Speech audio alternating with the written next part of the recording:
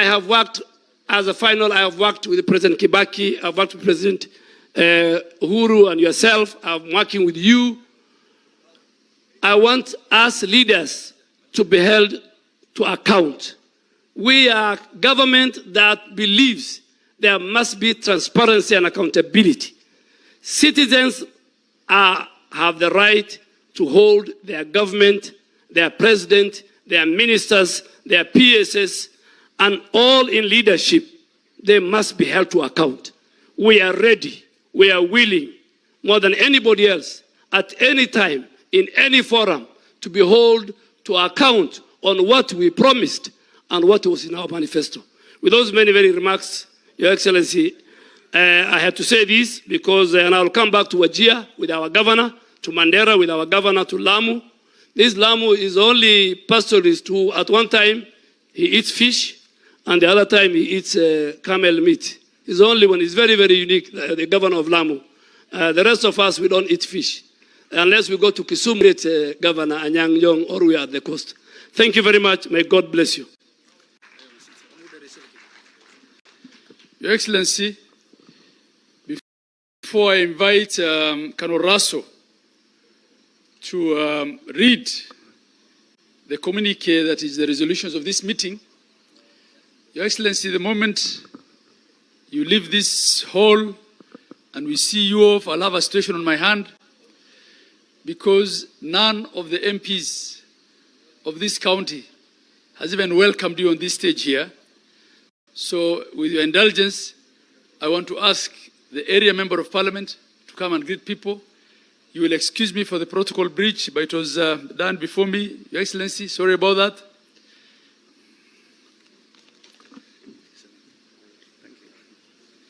Thank you very much, Your Excellency. Because you are here, I will not say what other things I wanted to say. Lakini wageni, mnakaribishwa Wajir. Thank you for honoring us to come to this Pastoralist Leadership Summit. This is a summit which has been initiated before we even became counties by the Pastoralist Parliamentary Group. That is the group. The area member of parliament to come and greet people. Of this, you will excuse me for the protocol breach, but it was done before me. Summit. Your Excellency, sorry about that. As members of parliament, Your Excellency, on behalf of everybody, because you are here, you feel that you have been slighted, I will not say what other things I wanted to say. Nasema poleni sana. Please, let us just take this as one of the many hitches that happen us to when we are organizing big Pastoralist Leadership Summit. This is a summit, and because we have visitors with us, has been initiated before we even became counties by the Pastoralist Parliamentary role for that. Thank you very much. Parliamentary Group. That is the group. The area member of parliament. Thank you, Your Excellency. People of this. You will excuse me for that bit of remote control that I really need before me. Your Excellency, sorry about that. May I then now invite the Secretary of the PPG, the patron of the PPG, to come and read those resolutions. Because you are here, you feel that you have been slighted. I will not say what.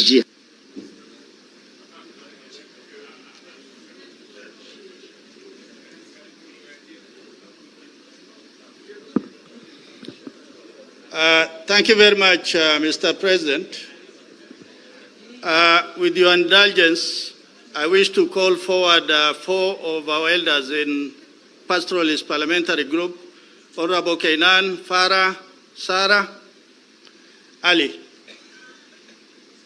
Please just come to the podium. Your Excellency, before we read the communique from the summit, these are let us just take these as my elders one of the many in Parliament, honoring us to, and also colleagues, organizing big Pastoralist Leadership and also Summit. they have a test and feel for what pastoralism and is all because we about. have visitors with us, And I will give initiated each one of them just before 1 we minute even became counties by in-house the Pastoralist Parliamentary role for that. Thank you. Your Excellency, Dr. William Samoei Ruto, I'm sure mine will not be a minute. because of the protocol each, they have to, of course, we'll take care of your time. Your Excellency, we are all here as politicians. And you know, somebody like me and you who are not test to politicians, who are self-made politicians, we are always sticklers to procedures.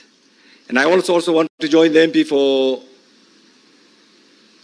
Wajir East, the host MP, as the father of parliament, and being the biggest stakeholders, and having seen this group, Your Excellency, in 1999, you remember, one morning, Mzee Moi woke up and appointed all the officials of this particular group assistant ministers. And we were asked not to stop our subscriptions. Our patron then was the Honorable Francis Olekaparo, who is here. And what followed, Your Excellency, was the coordinator of our group was also, he had a dual citizenship somewhere. Alipelekwa Ethiopia, na huko akakuwa wazimu, na akakufia pale. So this organization has a very rich history. And that's why I want to join my colleague, the Honorable Aden Dawood, in apologizing to my colleagues as your father, as the father of parliament, in apologizing. It has nothing to do with anybody else. It's our own making. Please accept our apologies as a group, because I know there are 109 of you there. Having said this, Your Excellency, we are all politicians. The government, serikali yako ni serikali ya wafugaji. Umetuonyesha, umedhibiti, na umetamuka na ukasema serikali hii ni serikali ya wafugaji. Ndio leo hii tuko hapa. Hiyo ina maana kubwa sana. Wale kama mimi na wewe ambaye tulikuwa hapa, mimi nimeshuhudia, nimesimama hapa kwa kiwanja ya Korehe 1999, 98, tukuliza barabara kutoka Nairobi, kutoka Garissa all the way. Leo hii barabara hiyo, Mheshimiwa Rais, that was 98. Haikufanyika. Nikiwa mjumbe tena 2007, 2008 nilisimama na Mheshimiwa Kibaki hapa. Haikufanyika. 2013 mimi na wewe na Mheshimiwa Uhuru tulisimama hapa, haikufanyika. 2017 ulikuja, 2022 ulikuja hapa, 2017 tulisimama hapa, haikufanyika. 2022 ulikuja hapa ukaahidi, na saa hizi barabara imeanza kutoka Isiolo, Lame inaelekea kutoka pale inaelekea. Tunataka kusema asante. Kile inabaki ni kidogo, ile kati, ile sehemu kutoka Madogash, ile Anuti mpaka Samatar, alafu kutoka Samatar mpaka Wajia, alafu Ramo. Hiyo ikitatuliwa, we will have Lame all the way. Mheshimiwa Rais, nataka nikukumbushe 2003 wakati Mzee Kibaki alichaguliwa, ile kitu ya kwanza aliona ni barabara kutoka Isiolo mpaka Moyale, haikuwa na tarmac. Na kumbe alikuwa amesign new agreement 1974 wakati alikuwa Minister for Finance. Akasema hii ingine yote ngojeni, wacha ifanyike. Leo tunataka kwako. Kwa vile umeshuhudia na umekuwa hapa, na wewe sio mwanasiasa ya jana na leo, shida zetu ule unaiona yote, sema ifanyike na itafanyika. Na nyinyi wafugaji, mnaambiwa, I'll say this in English, President Ruto is not a transient president. He has been elected by the people of Kenya. There are those who are yapping around to say this, Mr. President, you are the fourth president I'm working with as a member of parliament. And therefore I can discern, appreciate, and look at the magnitude of the policy decisions that you want to make. We want to thank you. Don't be afraid. What has lagged this country behind over the last 60 years? In 1968, we were at par with South Korea. In 1968, we were at par with Indonesia. It's because people fear to make decisions. Make those decisions in 3 years, 4 years, 5 years. Kenyans will appreciate. And those who are running around saying today Ruto must go, will say Ruto must be around. And that is where we're heading. Mheshimiwa Rais, there is a livestock marketing authority. There is livestock marketing authority ambayo tulimaliza. Mheshimiwa Rais, can that board be operationalized? That board be operationalized. Mheshimiwa Rais, hapo zamani za kale, na hii nataka hao wote wasikie, sisi tulikuwa tunanyanyaswa. Kulikuwa na vetting. Historia ya vetting ilikuwa ya Wasomali na wafugaji. Imetolewa ama haijatolewa? Si imetolewa? Imetolewa, and we want to thank your PS, Professor Bitok and team, for removing that stigma of vetting. Imeisha. Sasa we are just like other Kenyans. Mheshimiwa Rais, NEDI project. Unikubalie tu nitasema, because I'm their father, what I understand. NEDI projects, kuna kijana alianza hiyo kazi. Tulikuletea 2013, 2017, kuna kijana anaitwa Ibrahim Rashid. Anatoka hapa.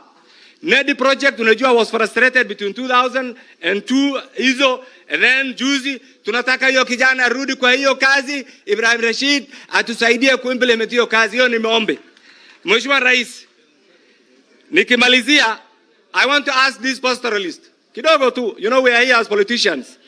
Mheshimiwa Rais, there are 15 governors, 14 governors, 14 senators, 14 county MPs, 109 MPs. Jay, tunaambiwa SHA is not working. We are persuaded SHA is not working. Can we do it in all our constituencies and prove to the doubting Thomases that SHA is going to work and is going to be beneficial to the pastoralist communities who have been neglected?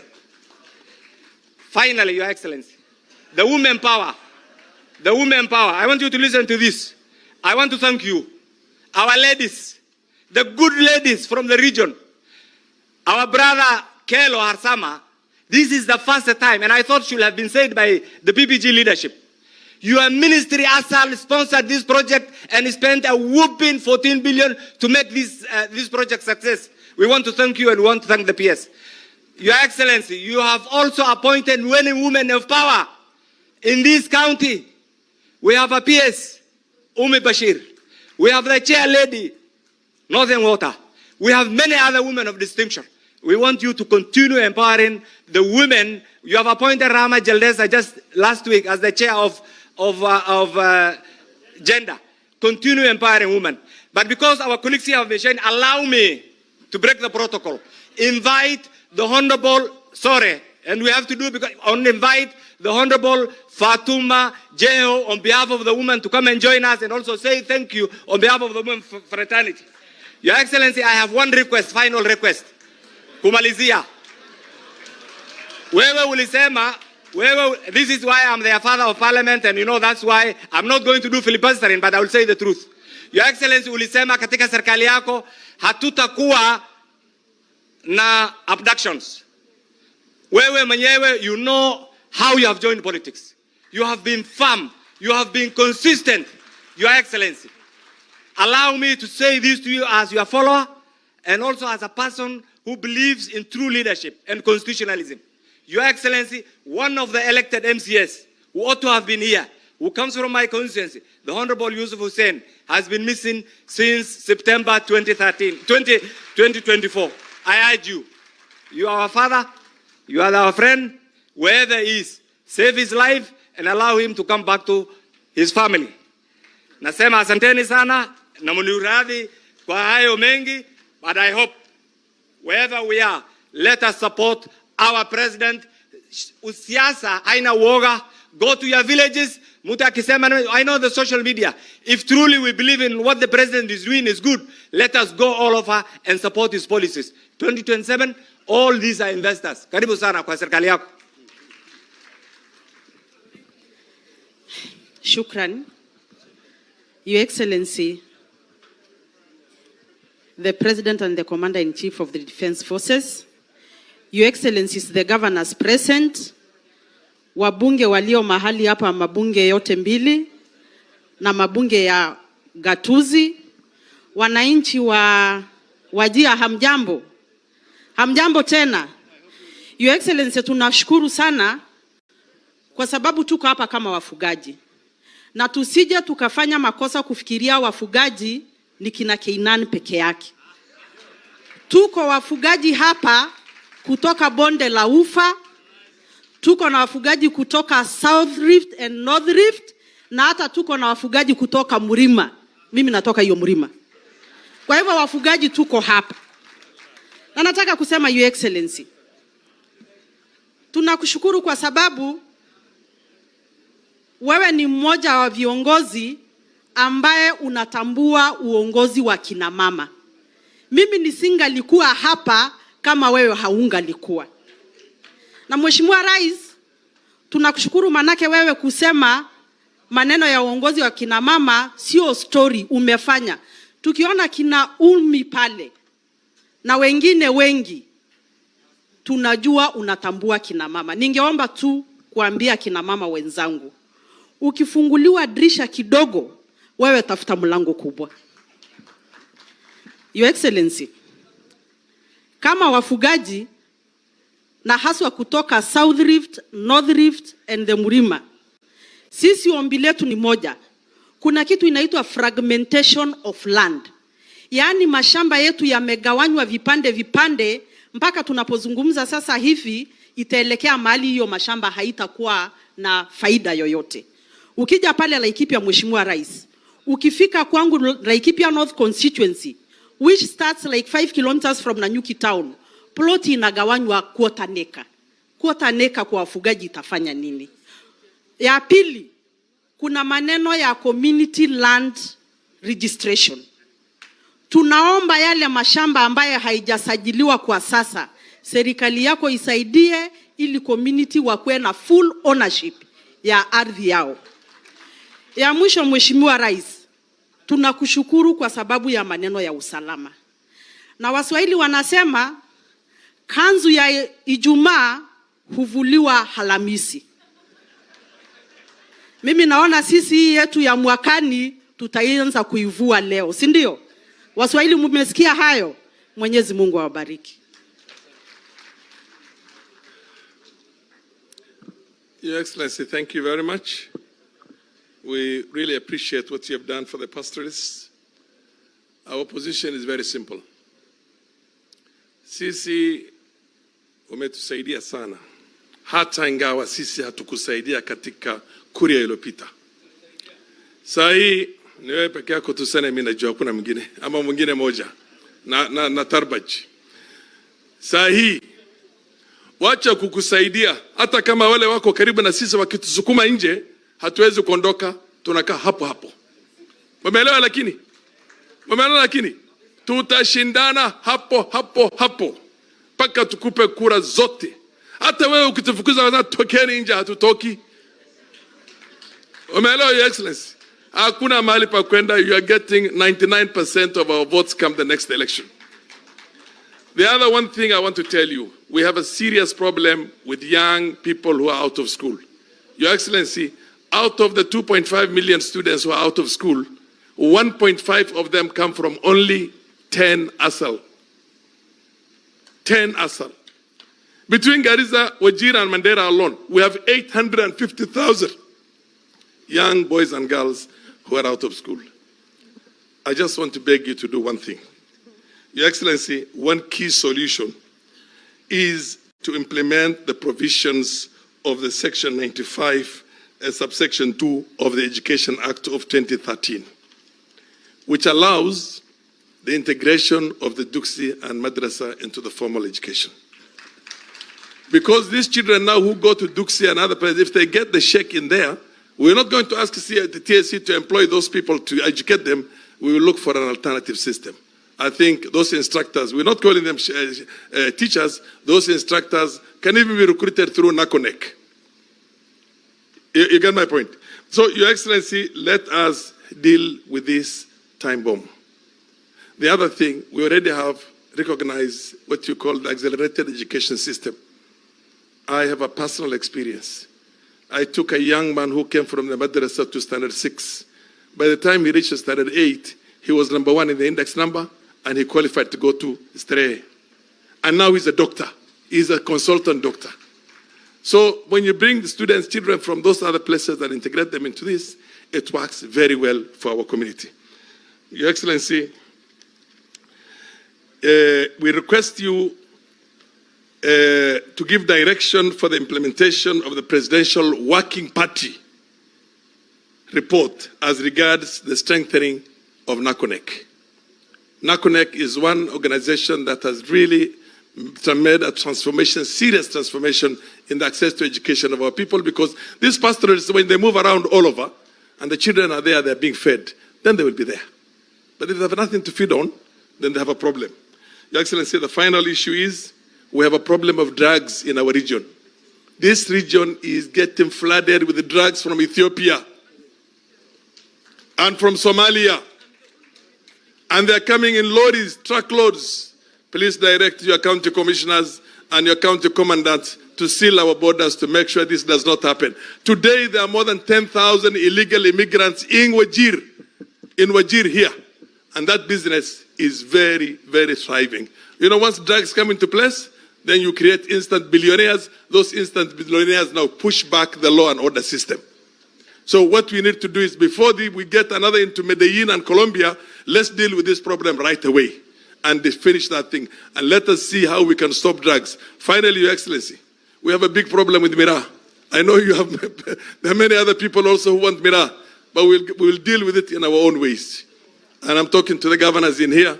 Let us do what the coastal people did. At least for the start, stop Muguka.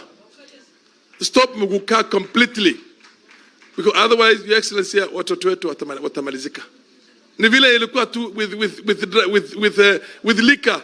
Liquor, you know, local brew in Kalenjin land, those early days when Moi was there and Haji, the late Haji, as a PC, and, you know, resolved that problem. The government came hard on it and made sure that that thing is a thing of the past. Now, help us also get over that. Thank you very much, Your Excellency. And we want to thank you a lot for all the good things you did for us. Na para sawa ile barabara ya Dadaab Liboi, Harhar. Ile Gariza Dadaab Harhar. Thank you. For the interest of time, Your Excellency, Dr. William Samoei Ruto, all protocol observed. Assalamu alaikum. Assalamu alaikum. Mheshimiwa Honorable Kainan, pamoja na His Excellency, thank you for seeing what the rest of the leadership did not see.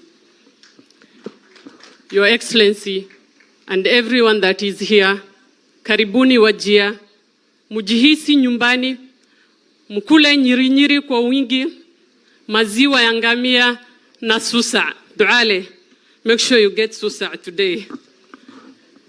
Mheshimiwa Rais, tulianza juzi hii mkutano, nilitereza hapa kidogo. Na leo pia sijaitwa, nikafikiria kidogo nimewekewa mtego. Nikasema nani ananiwekea hii mtego? Lakini nawakaribisha. Mheshimiwa Rais, as they say, politics is local. And when they see you coming here, we are given a lot of information to pass to you. Ya kwanza, niliambiwa nipatiane salamu wazee ambaye walikukaribisha kule stadium ukitafuta hii kiti, Mheshimiwa Rais. Walikuwa economic forum. Sikia, unajua kidogo sisi tulikuwa tunakulima, Mheshimiwa Rais. Lakini Mungu ni nani? Saizi tuko pamoja. Sasa pokea salamu kutoka wazee, Mheshimiwa Rais. Ya pili, watu wa Wajia wamesema ukirudi airport wasalimie. Utawasalimia, wamesikia. Mheshimiwa Rais, shida zangu si mingi. Niko na 3 tu nataka kuomba. Mheshimiwa Rais, tunaomba last mile connectivity. We are not doing very well. By the time you come back to Wajia, we expect at least to have connected 500 households. Mheshimiwa Rais. Ya pili, unajua I'm a county MP. I have 6 constituency. Wamama wa mboga wameniambia Mheshimiwa Rais anawatambua. Na nikuambie wanataka soko ambaye ni modern market. Na tunaomba Mheshimiwa Rais 6 modern markets, Mheshimiwa Rais, for each constituency. As you know, Mheshimiwa Rais, hatulimi, mboga zetu zinatoka Garissa, Isiolo na Meru. When it floods, just recently, 1 tomato was costing 100 shillings. You can imagine if we give them a modern market whereby they can store their goods, Mheshimiwa Rais, you will be able to achieve more. Duale Waziri, our town has a good plan. We want you to put a lot of trees to this town, Mheshimiwa Waziri. Lastly, Mheshimiwa Rais, I want to follow my colleague Honorable Kainan. We are missing a leader for 3 months. It's really taking a toll on us as the leaders of Wajia. Mheshimiwa Rais, kwa niaba ya watu wa Wajia, Anytime I talk about this leader, I get emotional, Mheshimiwa Rais. Na kunyenyekea, Mheshimiwa Rais. Tunataka ndugu yetu, kiongozi wetu, arudishwe nyumbani, Mheshimiwa Rais. Watu wa Wajir leo wamenifunga, wameniambia hii message nisikose kukwambia, Mheshimiwa Rais. Lastly, Mheshimiwa Rais, a lot has been said about how we have been ignored. We are trying to achieve the 2/3 gender principle. We will not achieve if we are trying to sideline our ladies. Let us tell each other the truth. Mheshimiwa Rais, I'm the only elected leader from this county. Let me finish. I'm the only leader and it's embarrassing that I cannot be called to talk to my president. How are we going to achieve? And for that note, my sisters, they say, if you are not called to the table, get a chair, invite yourself. I had told the HE that today I have to speak to my people. Mheshimiwa Rais, nataka niambie wazee wetu wa pastoralists, we have no harm. I don't want to be a governor, neither do I want to be a constituency MP. I am very content with the position the people of Wajir gave me. Kwa hiyo maneno na washukuru, asanteni sana.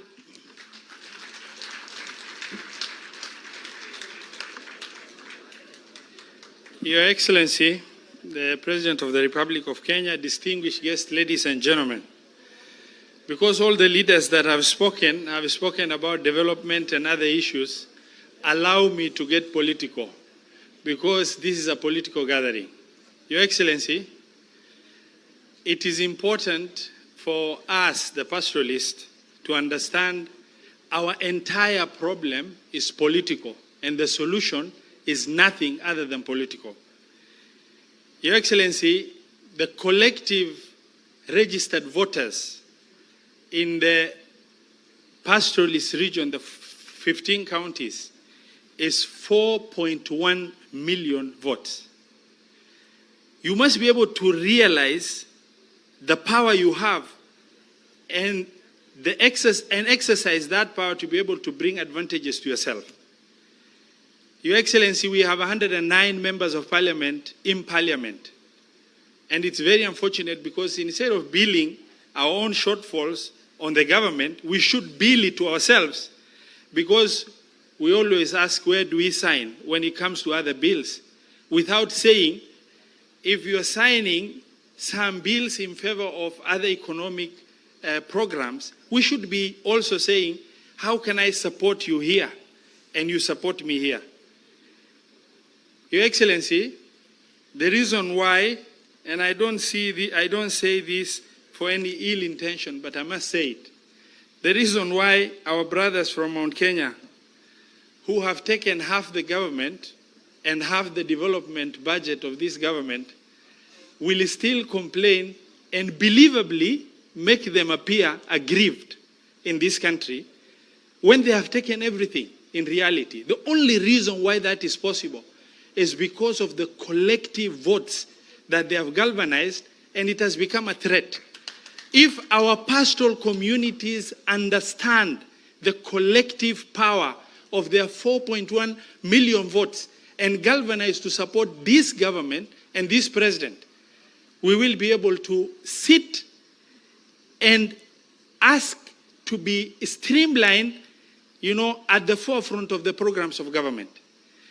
Your Excellency, I'm the chair of Senate Standing Committee on Finance and Budget. This is the only government whose indicators in everything is positive, but then the narrative out there is negative. Simply because these 109 members have not taken to the forefront to discuss the positives of government. How do you expect to be recognized? If you don't, in politics, you look for space, you look for a seat, you sit on it before people invite you. Why am I saying that? The exchange rate was at 164 when this president took over. It has stabilized at 130. People called it a glitch, a fluke, but it has sustained itself. That is a positive indicator of a working government. The inflation rate has come down from almost 6% to 3.6%. Nobody is speaking about it. The prices of essential commodities have come down tremendously. Nobody speaks about it. We were not credit worthy when this president took over. Today, as of last financial year, we've managed to pay 1.5 trillion of our debt, and everybody is ready to give us debt. And nobody should lie to you. People demonize. I heard a very absurd statement somewhere in the country, in Western Kenya, where a member of parliament stood and said, this president has borrowed 10.7 trillion, oblivious of information. You know that our borrowing rate is much lower. The government of the United States of America, their debt to GDP rate is at 100 and something %. And we are at 67%, and it's going down. I want to urge our brothers and sisters here, we have the power if we see it. We have the power if we organize ourselves. We have the power if we own this government, speak on behalf of this government in each of the 109 constituencies. Then we'll be able to tell the president, we need our space. With our 401 million votes in one basket. The other day I spoke, Your Excellency, for 20 seconds in this forum, nothing else. I just said, you know, the day the pastoralists understand and are able to galvanize their votes in one basket, then that is the day they would have realized the power they hold in their hands. Your Excellency, thank you very much, and I want to say, Karibu sana, may God bless you. Thank you very much, Your Excellency, for indulging us, and also Governor Jir for your magnanimity.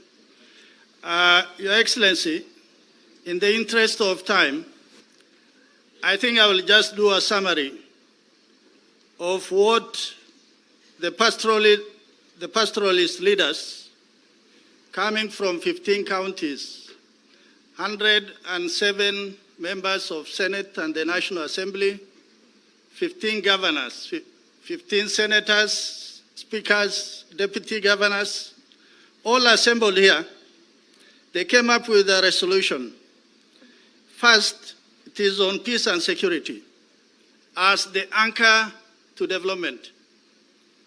Your Excellency, I think you may not talk about it, but for those of us who have been in Parliament now long enough, I think this government has achieved enough in North Rift, in Upper Eastern, in Northern Kenya, that today the guns are silent. This is as a result of investment and also commitment by your leadership. So for that reason, the only thing we want to ask is development for peace. So that as soon as the guns are silent, let us do small things that brings youth on board, elders on board, so that we are able to develop prosperous societies in this region. Your Excellency, investment in the livestock economy. For those of us sitting in Parliament, this financial year, you gave us 1 billion. That has never happened in the history of Kenya. It is something others will say is small, but for many of us, we celebrate it because nobody has ever thought about the livestock or the pastoralist economy. So for that reason, going forward, Your Excellency, let livestock breeding, rearing be part of the economy. Because if we do that, then it means we are taking cognizance of 15 counties where people, that is their mainstay, the mainstay of the economy. Honorable Your Excellency, yes, I engage the Speaker a lot. Your Excellency, the other issue is on education. Honorable Farah said, today in the ASAL, we have 1.5 million children out of school. What we want to ask of your government is the continuation of boarding schools in the ASALs and also the continuation of a school feeding program. On Nakonek, at the beginning, I think there was the thinking that Nakonek was going to help in the ASAL.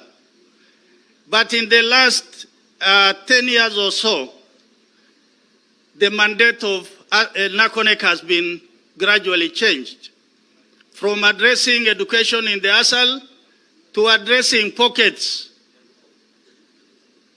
of vulnerabilities in all of Kenya. In the process, we as ASAL have suffered. For that reason, let Nakonek remain in its original mandate.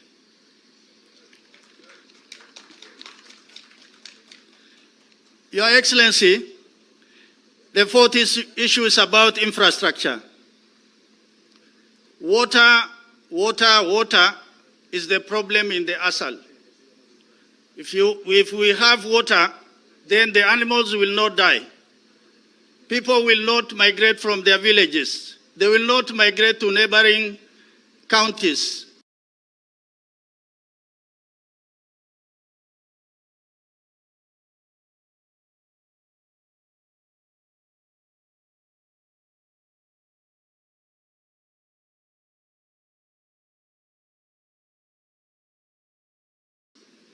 So for that reason, we want to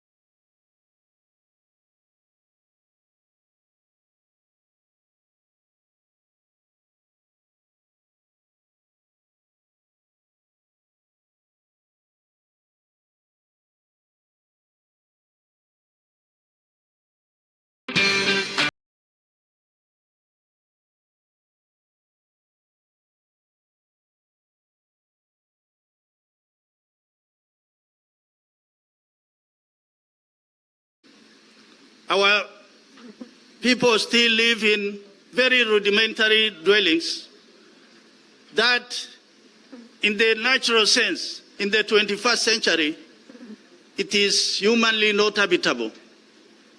But indeed, you have proposed that.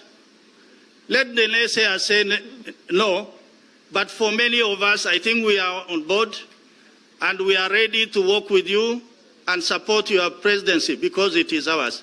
With those many remarks, I thank you, Your Excellency. What happened? I think we're trying to stick to the printed program and trying to respect that we're just hosts and that this belongs to the PPG. But I really felt it when my sister spoke here. I'm really sorry. Your Excellency, no other president will have allowed us to trample on protocol like that, but you are a listening president. Na kwa sababu ni pastoralist na unajua tunapenda kusikizwa, tumekushukuru. And those who have not had an opportunity to speak, I really apologize to you. We recognize you, our senator, and your soldiers, your first believers, Your Excellency, Hussein Abdibarre and Ibrahim Abdisaneh. We really are sorry to them, but we really have to move on now. Your Excellency, maybe the only thing that was missing from there is the issue of the vaccination. The vaccination issue also, like a lot of good things that the government plans, because of the level of our democracy, there is a tendency to scandalize everything the government brings. As pastoralists in this part of the country, the biggest impediment to our export of livestock and meat is the lack of a consistent vaccination policy that reaches every corner of the country. We welcome the mass vaccination exercise. Please launch it here, begin it here. This is where the livestock is. Those who are scandalizing it have no livestock. The livestock is here. With those many things, and after apologizing on the protocol mishap as well, it is now my pleasure to invite the Honorable Cabinet Secretary for Arid Lands, East Africa and ASALS to make her remarks and welcome His Excellency the President to address us.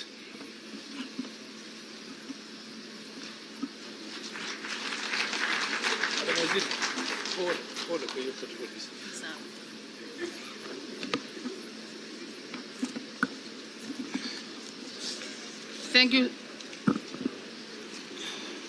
Thank you so much, Mr. Governor, who is equally the host. My name's Beatrice Askul Moe, Cabinet Secretary for East Africa Community Affairs, ASAL and Regional Development. I would want to take this opportunity first and foremost to congratulate His Excellency the President, Dr. William Ruto, for being elected the chair of the head of states in East Africa community. It's a milestone for Kenya. I know time is so much gone, but I'll try to summarize what was written here.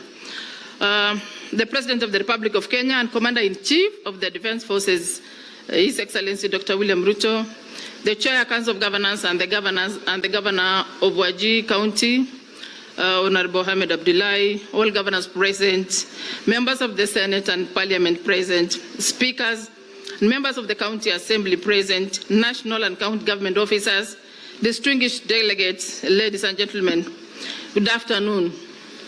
Good afternoon, everyone. Your Excellency, it is with profound honor that I stand before you today at this 4th Pastoral Leadership Summit, whose theme is unlocking policy and financial bottleneck to maximize pastoralism potential in Kenya. Firstly, I would wish to thank you for accepting to grace this occasion. This summit is a unique platform that brings together the national and the county leadership to address pastoralists' community pressing concerns. We are delighted and indeed privileged that you've spared your time to come and grace this occasion. This is in itself a testament to your dedication and commitment to evolving credible and lasting solutions to the ASAL socio-economic development. Since its inception in 2013, Your Excellency, the Pastoralist Leadership Summit has become a vital avenue for the government and the leadership of pastoralist communities to converge, articulate policy issues, and address the development gaps in the ASALs.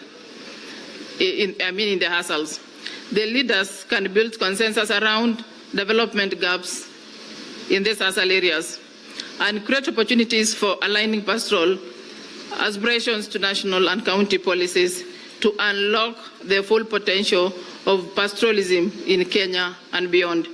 Your Excellency, the ASAL, which is a home of 36% of the population within the communities in Kenya, account for over 80% of our country's land mass. 70% of Kenya's livestock, 90% of wildlife, and plenty of green energy, that is solar and wind.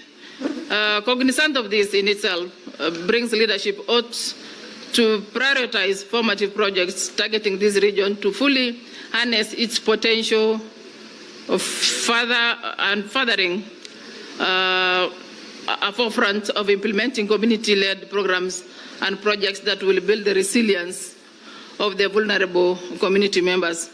Despite the existing resources within the ASAL, the region bears the brunt of various shocks and stressors resulting from the climatic change effects and man-made hazards ranging from cyclic drought, flash floods, and resource-based conflicts. Your Excellency, the Ministry of East Africa Community, ASAL and Regional Development is mandated to coordinate the ASAL and river-based development for sustainable livelihoods. To realize this noble goal, the Ministry, in collaboration with development partners, has designed and implemented programs and projects aimed at elevating vulnerability of the ASAL communities. In recent past, we have achieved key milestones, which include, Your Excellency, to strengthen the resilience of community through community-based micro and high-impact resilience and drought preparedness projects. We've also provided relief and humanitarian assistance to vulnerable households. We have also rehabilitated rangeland through the planting and the further development, and finally developed the early warning information, among other initiatives. To promote livestock development, Your Excellency, and the value addition of resource within the ASAL, the Ministry is in the process of establishing 450 feedlots in 30 counties, of which 15 governors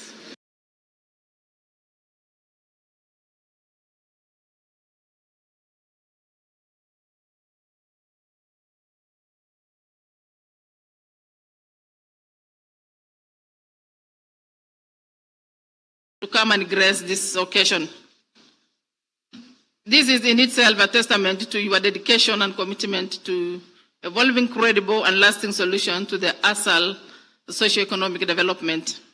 Since its inception in 2013, Your Excellency, the Pastoralist Leadership Summit has become a vital avenue for the government and the leadership of pastoralist communities to converge, articulate policy issues, and address the development gaps in the ASALs. The leaders can build consensus around development gaps in these ASAL areas and create opportunities for aligning pastoral aspirations to national and county policies to unlock the full potential of pastoralism in Kenya and beyond. Your Excellency, the ASAL, which is a home of 36% of the population within the communities in Kenya, account for over 80% of our country's land mass. 70% of Kenya's livestock, 90% of wildlife, and plenty of green energy, that is solar and wind. Cognizant of this in itself brings leadership ought to prioritize formative projects targeting this region to fully harness its potential of furthering a forefront of implementing community-led programs and projects that will build the resilience of the vulnerable community members. Despite the existing resources within the ASAL, presidential directive of planting 15 billion trees by 2032, the ministry has planted 7 million trees, and much of this work is done within the regional development authorities in ASALs. The ministry has embarked on a policy shift from humanitarian relief service again dependency to long resilience building for sustainable development in the ASALs. Given this, we achieve accelerated development through unique, transformative, and integrated programming geared towards sustained lives and livelihoods. The key priority areas spelled out in the strategy of 2027 are coordinating of development for the ASALs, resilience building, social and cultural integration, climate change mitigation and adaptation, and leadership/governance. Your Excellency, I'm pleased to announce in this summit that partnership with USAID and Council of Governors is in the process of developing the ASAL Economic Development Master Plan 2050. The plan is envisioned to facilitate resilience, inclusive and sustainable economic evolution in ASAL by formulating and synchronizing a vast implementation schedule that pinpoints urgent and strategic action areas.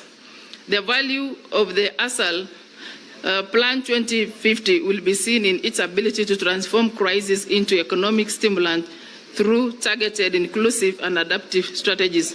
In addition, the Ministry has developed policies and frameworks to which the development of ASAL have the framework of partnership coordination, resilience programming framework, and ending drought emergency 2. It is envisaged that the implementation of these frameworks will create synergies and harmonize efforts among partners to enhance the development impact. Finally, Your Excellency, I would like to once again thank you for accepting to grace this occasion, and I request the delegation to stand, and we invite His Excellency the President, Dr. William Ruto, to address the congregation.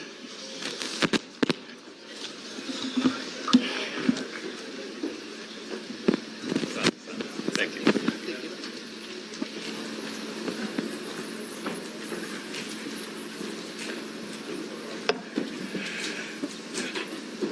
Asante sana waziri, ndugu wananchi, magovernors, wabunge wetu, development partners, friends, please take our seats.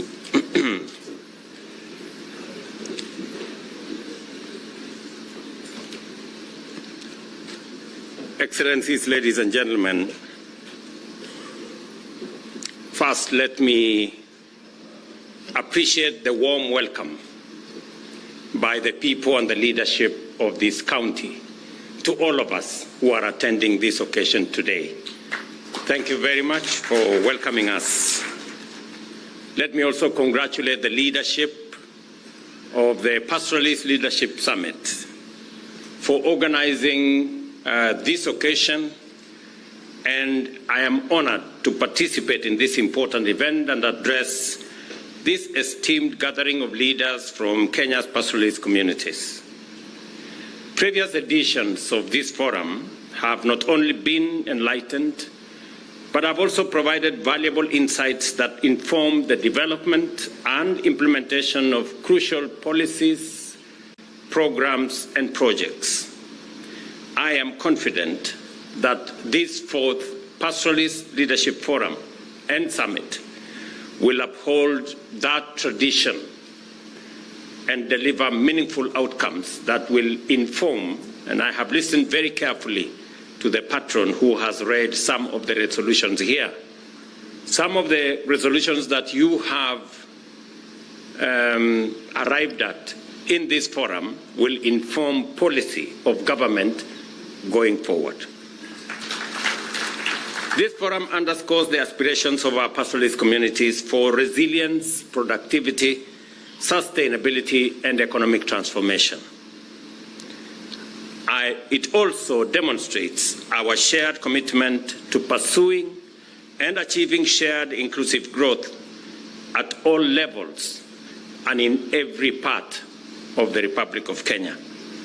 The work set out for this summit is both substantial and significant, requiring pastoralist leadership to rigorously evaluate the implementation process of policies and programs, identify gaps in the strategies as we implement, and formulate a clear way forward to enhance pastoralist value chains, unlock development financial resources, generate higher incomes, and promote inclusive economic transformation.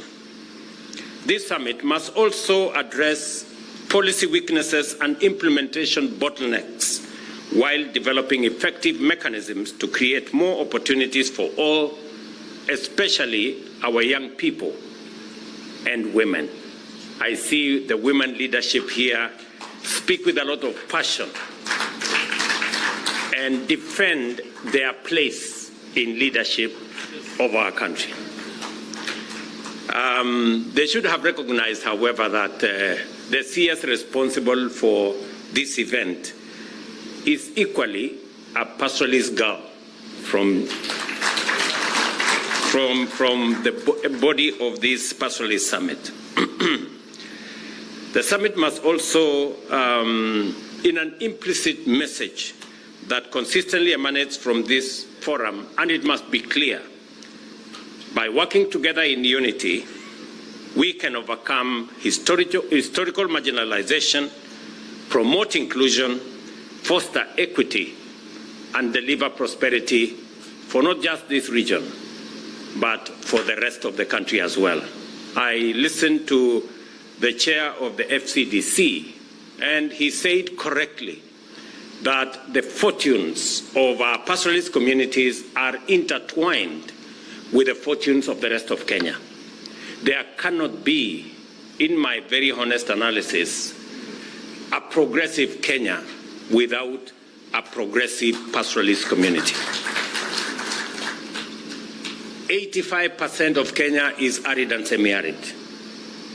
And therefore, if we have to speak positively about the progress of Kenya, it is not possible to leave behind 85% of Kenya that is arid and semi-arid.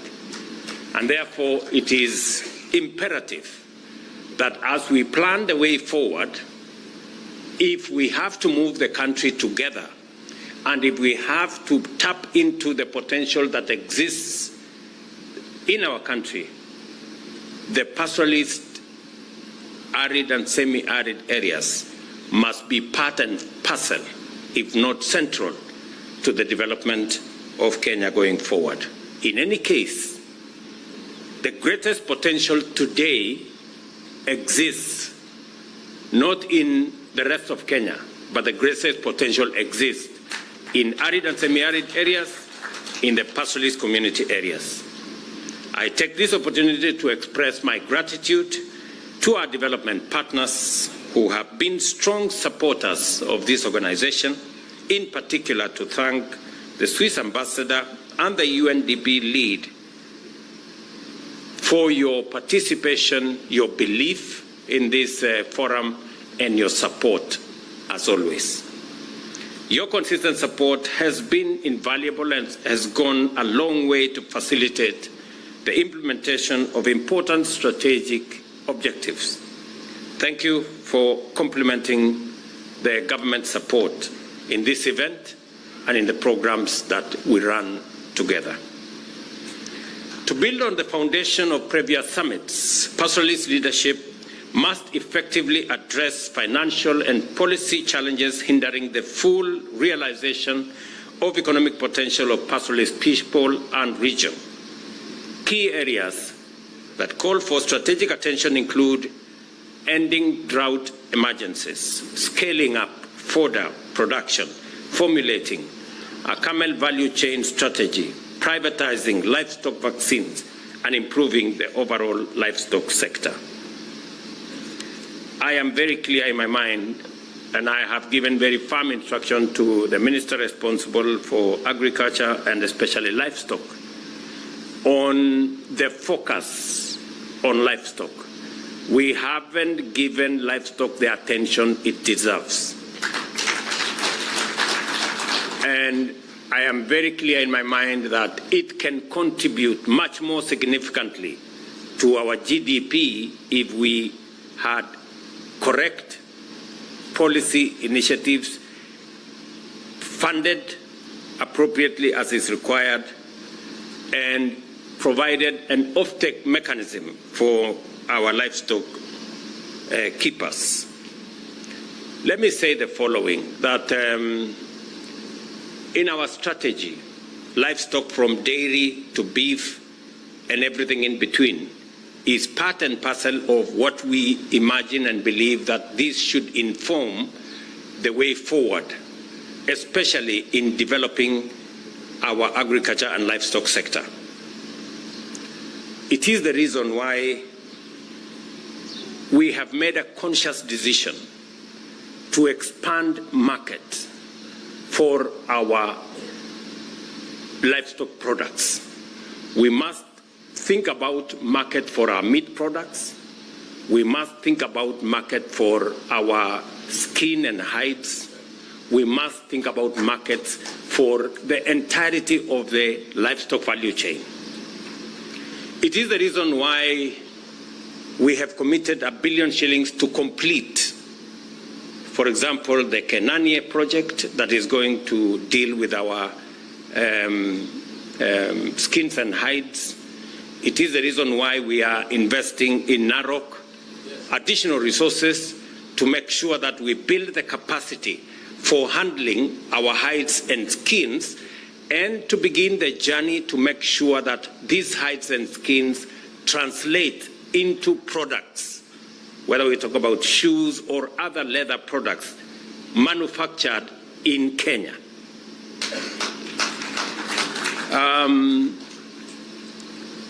Early next year, I will be presiding over the Kenania project opening that will give us 500 acres with the most modern treatment plant that will be available in Kenya. And I am asking the pastoralist community, as we provide offtake for your skins and hides, we must work backwards with counties so that we can make sure that the recovery of hides and skins from our abattoirs, from our other facilities that are being used is both correct and we use the right equipment, because some of the time we lose a lot of that skins and hides because of the flaying mechanism and the flaying capability. Mweke here and his team, the PS responsible, are working on building a relationship with counties so that we can train the flayers, we can make sure that we give you the correct knives for flaying so that we enhance the recovery of hides and skins so that we can use them to drive our economy and especially on the livestock products space. Secondly, we are also working, and I want county governments, especially from these pastoralist communities, to work with us on making sure that we improve on the breed of the livestock that we have, both for milk and for beef. When I met Prime Minister Modi, we agreed that we are going to have a collaborative program that is going to enhance the quality and the types of livestock that we keep, especially those that are sensitive and those that can sustain the climatic condition that exists in our arid and semi-arid areas. And therefore, we have a whole array of interventions, and we are looking at how we can reduce the cost of artificial insemination, how we can make it much more accessible, and how we can build the capacity to produce more locally. Also, to make sure that we open up market for our livestock products, we must manage our disease prevalence. We must manage the diseases that come with ticks and all the other things that come along. And it is the reason why I have made a policy decision that because we have never been able to manage disease around Kenya, because we vaccinate in one county, the other county has not vaccinated, disease move from here to there. We are going to carry out a national campaign, a national vaccination exercise that is going to make sure that we vaccinate our 22 million heads of cattle and 50 million heads of small stock, goats and sheep. And that exercise is because it is necessary. That vaccination is necessary because we want to create a disease-free country, and so that we can market our livestock products to destinations that today we have been denied access to certain destinations because of our disease control inadequacies. That is the primary reason. And for the avoidance of doubt, the vaccines that we will be using are produced in Kenya by Kenyans. Kevevapi, our own institution, is going to produce these vaccines. We have one of the largest vaccine producers in Africa, in Kenya. Today we are selling vaccines to other countries. And I want to tell livestock keepers, starting from myself, because among the livestock that is going to be vaccinated is my own cattle. You know? So there is an evil spirit in Kenya that is resident in some leaders. They churn out falsehood. They oppose everything for the sake of opposing. I mean, foot and mouth disease, PPR, are diseases we have been fighting ever since I was born. It is nothing new. So anybody opposing vaccination to eliminate FMD and PPR is simply mad and unreasonable and possibly stupid. I mean, honestly. I mean, how else can you explain? You know? Or maybe they don't have cattle. Maybe they don't understand what this is all about. You know? So, if you are used to planting things, you don't know about livestock, please, when we are having a conversation about livestock, shut up. At least for those of us who keep cattle. So, we are going to carry out this vaccination because it is the right thing to do. Because we need to take charge of disease control and open up markets for our animal products. And we are going to use vaccines that are produced by Kenya right here at home, so that even as we develop vaccines that we are selling to other countries, we are doing the same to our country. Let me also say that, like its predecessors, this summit is a critical forum for advancing key agenda, and its legacy reflects very positive impacts. The first summit held in Narok in 2014 shone light on peace, security, and infrastructure deficit, which required urgent attention. In 2016, the Isiolo Summit advocated for the operationalization of the Equalization Fund and the expansion of livestock markets. The Garissa Summit in 2019, for its part, focused on socio-economic development and counter-radicalization and the promotion of community climate resilience. Your deliberations here are not in vain, because we will deal with them, and I am committed to ensuring that the consensus you strike here must inform government policy. As you know, the policy and institutional outcomes of the past summits included the implementation of the Equalization Fund, the Livestock Marketing Board, and the National Livestock Insurance Program.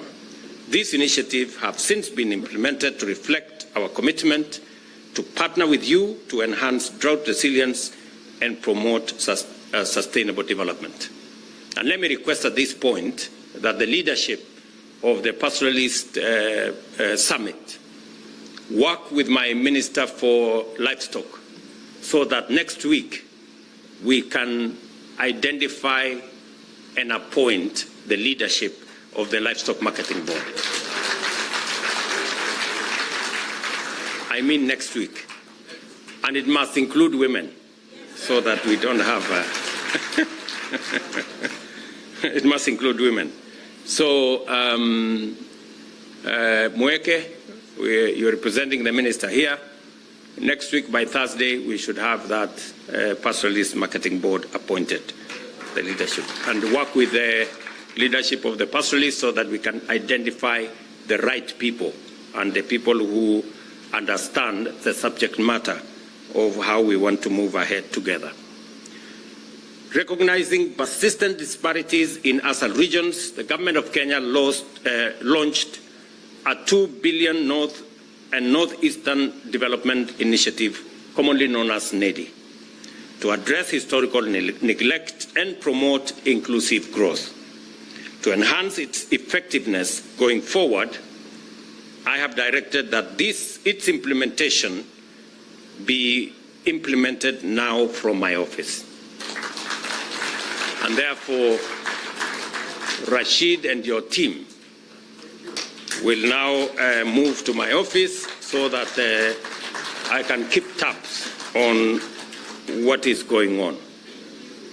The newly established Livestock and Marketing and Products Board is key to organizing pastoralists into cooperatives and ensuring equitable market access. The Cabinet Secretary for Agriculture, as I have said, will expedite the appointment of the board and to make it operational by next week. Ladies and gentlemen, the modernization of pastoralist economies is crucial. This can be achieved by promoting the adoption of modern lives. Additionally, Equalization Fund continues to mitigate marginalization, having supported many projects in the past. And I was looking at the statistics this morning. You're all aware Equalization Fund was set up subsequent to the 2010 Constitution because of the inequalities that existed in our country and the need to bridge the gap between counties and regions that were way ahead of the others.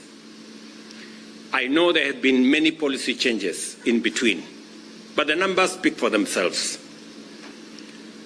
When I was asked by the pastoralist leadership for the full implementation of the Equalization Fund,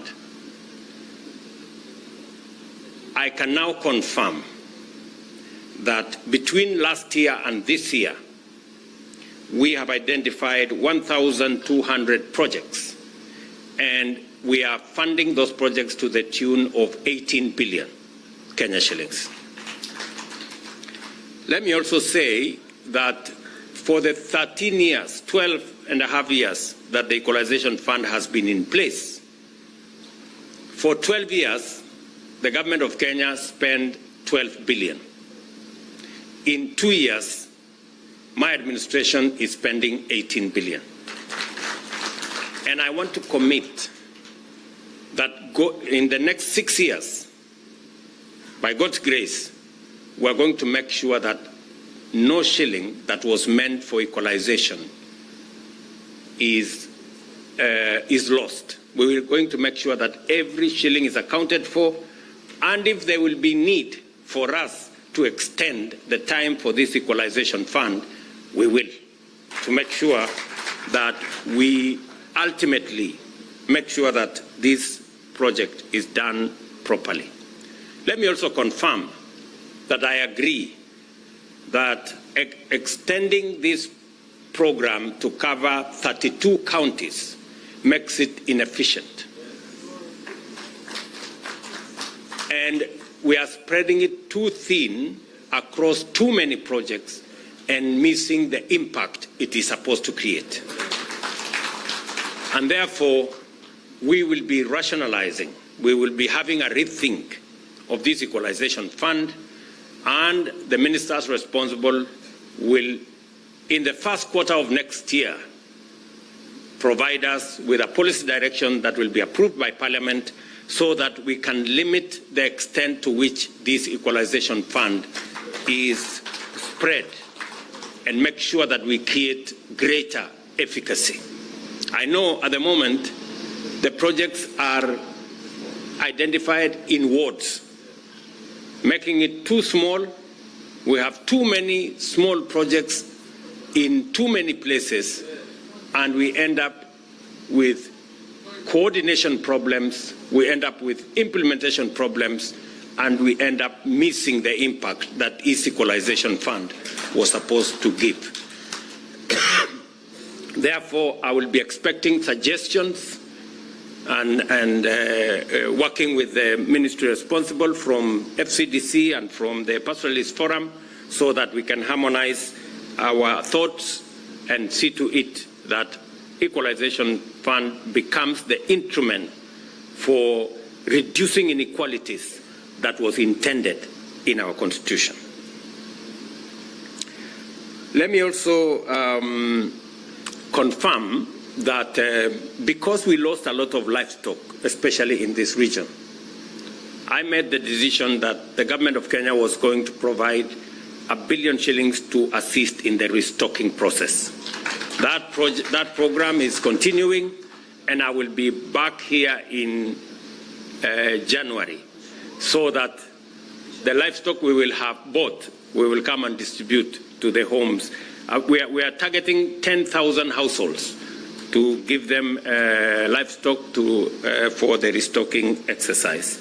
So God willing, we will be back here in January to continue with that exercise. Let me also say that the Horn of Africa Gateway Development Project, which we all know, that is supposed to connect Isiolo all the way through Garissa, through Wajir to Mandera, a project of almost 740 kilometers, is a project that is so dear to all of you and so to me. And we have implemented different sections with different actors. Let me now confirm that the section from Modogashe to Samatar that was contracted under annuity, and that from Ramo to Mandera that was also contracted under annuity, we're going to change it and make it a normal road construction project so that we can get it off the challenges that annuity has gone through. And by the time I come back here, I will have a way forward. Let me also confirm that the road from Samatar to Wajir, roughly 120, maybe 150 kilometers, which was funded under other development partners other than the World Bank. Now that the coordination of this program is coming to my office, I will follow it up so that again we can complete that section of the road and make sure that we can drive on tarmac from Nairobi to Mandera. And that, I think, will be one commitment I want to make and I want to deliver on so that we can complete the mainstreaming of this region into the rest of the country and making sure that we move together. Let me also confirm that in line with our strong partnership with pastoral communities and our strategic commitment to unlocking the potential of arid and semi-arid pastoralist rangelands, I commit that the resolutions of this summit will be translated into collaborative action, policy frameworks, and government projects. This will involve coordination with parliamentary caucus, of course, and the county leadership. Mpunguze hii maneno kidogo hii. Naona mnasema iko protocol. Protocol ni kitu kidogo. Wachana na protocol. You know, sometimes I go to meetings and I even I speak fast before the MCA. And I'm not bothered about who speaks when, how, at what point, you know. So don't be too much bothered about protocol. You know, let us let's work together. Sawa sawa. So I know sometimes people are affected. Maybe I needed to speak here, I needed to speak there. Pole pole, you know. Bora si tumeongea sisi wote. Haijalishi hawa watu hawatakumbuka nani aliongea before who. Watajua tu kuna watu waliongea hapo na kila mtu alisema mambo yake na sasa tuko sawa. Si ndio? So mtulize boli. Najua governors waliongea mbele ya wabunge wameongea nyuma yao namna hiyo. Hata mimi ningeanzisha hii mkutano ingekuwa mzuri, ningeongea mbele. And sometimes you people, you know, I have been around for a while. You know, if you have an opportunity to speak, speak fast when people are still listening. You know, when you speak last, watu wamechoka, story haijaiva. So tuendelee namna hiyo na tushirikiane pamoja. Mimi nataka nikubaliane na nyinyi. Pia ningependa kusema mambo mawili ama matatu ya muhimu. Pia mbali na yale yote nimeyasema hapa, usalama wa nchi ni ya muhimu sana, na sisi wote tuko na sehemu ya kuchangia katika mambo ya usalama. Kazi ambayo tumefanya kwa miaka miwili, nilisema ya kwamba we are going to modernize the security equipment that we have and improve on the security architecture and make it much more people-centered. We will involve leaders, we will involve citizens in making sure that they too take charge of the security of where they stay, of the security of their counties. And we have seen tremendous progress, even as we spend public resources modernizing the police, modernizing our security agencies. And we are spending close to 20 billion shillings to modernize the equipment and the facilities and the capabilities that are available to our policemen and women so that they can improve on our security. But we must also realize that this security is also a matter for each and every one of us. But as I committed, we need to silence those who are shooting everywhere. And I am very happy that the last 2 years we have reduced on conflict, we have reduced on cattle rustling, we have reduced on insecurity generally, but there is still a lot of work to be done. And I need the support, the collaboration, the partnership of all leaders, together with the security agencies, so that we can take charge of the security of our country. I also committed that we are going to eliminate the old story of vetting because it discriminated on some Kenyans. Today, our constitution and the law gives us the opportunity to make refugees Kenyans. Now, if we can make refugees Kenyans, what business do we have asking questions about other Kenyans and whether they are Kenyans or not? It was not based on any law. It was just an administrative issue. And that gives all of us the opportunity to be the people that we should be, people of one country and one citizenship. Let me also confirm that all the other issues that the leaders here have said, I have a good record of them. I know the people of this great county had an opportunity to access water, but that project has had challenges. I am going to unlock those challenges. I have discussed with the governor and all the other members of parliament here on what we need to do to unlock the water facility for this town. And hopefully, by the time I come back in January, we will have some good news, both for the water and the sewerage facility that is required in this town, and the many other projects that we will be attending to when I come back to this region early next year. Let me also confirm that going forward, it is indeed our place as a country, to work together, to find common ground on things that are of national interest to the Republic of Kenya. It is the reason why I am working with the former Prime Minister. It is the reason why I have reached out to the former President. It is the reason why I will reach out to all other leaders so that we can fashion a country that all of us believe in, a country that we can all have a stake in and participate in its full, in realizing our full potential as a country. We must continuously build bridges instead of erecting barriers. We must always find it to create more synergy as we move forward. And I appreciate the leadership of many other groups and teams and sections as we work together in this common project called Kenya. It is not an individual program, it's not a personal project, it is a collective effort. And I appreciate that Professor Anyang' Nyong'o is in our midst to represent the former Prime Minister and to confirm that the former Prime Minister is somewhere in West Africa because he is our candidate for the Africa Union Commission Chair. And collectively, our support is necessary so that we can use his talent, his expertise, his knowledge to drive the African agenda, because Kenya cannot succeed if Africa fails.